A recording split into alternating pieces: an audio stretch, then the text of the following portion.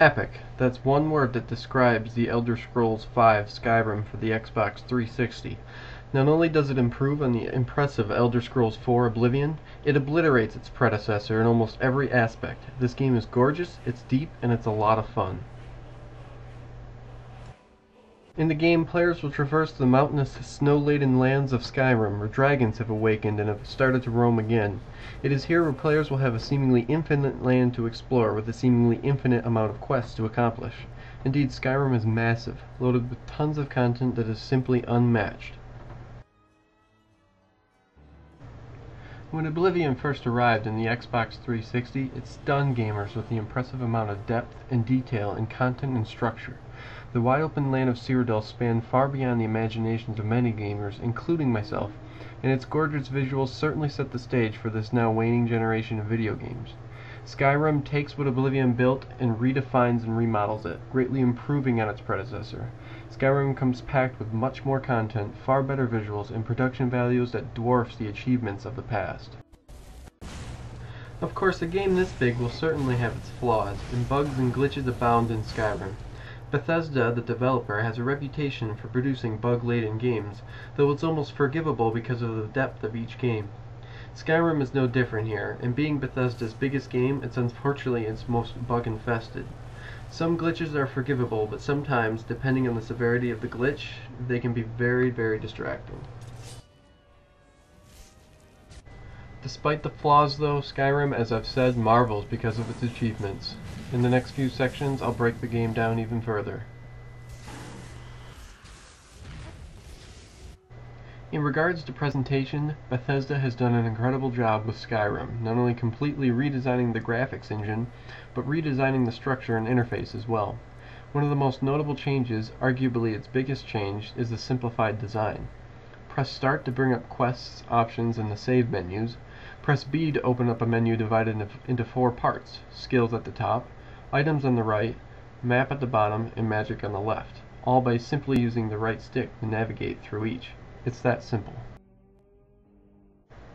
Without a doubt, Skyrim is absolutely stunning, providing some of the best visuals, if not the best visuals to date. Character models have certainly improved, with far more attention to detail, which can be said for all of Skyrim. Everything has been given a complete upgrade, from foliage to character animations. Weapons and armor are etched with even more meticulous detail than before, as are even the simplest objects, such as an apple pie or a sweet roll. It truly says something about attention to detail when I can be awed by the graphics of a sweet roll. At any rate, one of the biggest upgrades to the visuals is the enhanced third-person view, which no longer has the flaws of its predecessor. Characters now move with realistic animations instead of awkwardly moon-jumping. Overall, the smooth animations in Skyrim enhance the visual experience.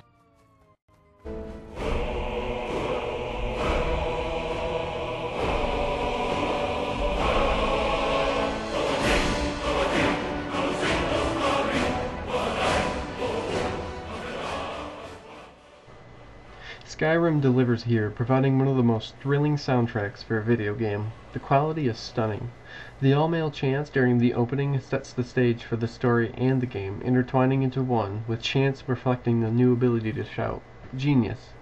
Key to wards is that they take time to charge. Not long, but you can't start casting with a fireball coming at you.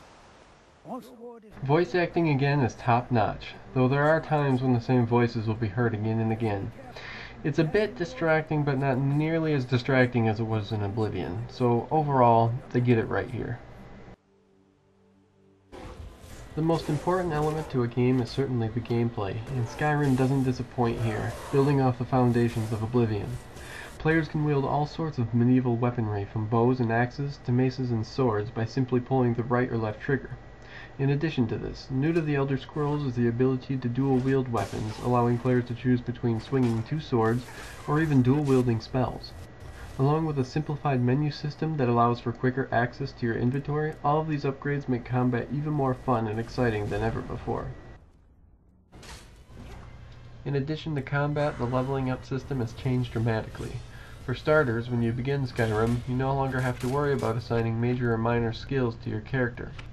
As you play, the skills that you use, such as Destruction Magic, Restoration Magic, One-Handed, or Speech, will increase in level, which ultimately raises the level of your character. When you reach a new level, you are awarded skill points. These skill points can be used to increase certain perks depending upon which skills you specialize. For instance, as a mage specializing in destruction magic, the majority of my perk points have been assigned in the destruction magic category. It's an incredibly intuitive system that obliterates the system of old.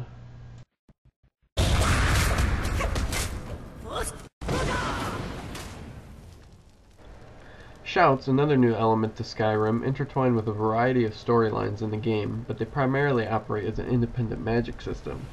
When players defeat dragons, they acquire a dragon soul. These dragon souls unlock shout words, which are found throughout Skyrim, whether in a random cave or during quests. There are 3 words to each shout, and each can be executed by pressing the right bumper. The longer the shout, the longer you hold the right bumper to properly perform the move. It's an intuitive system that showcases the sheer depth of Skyrim.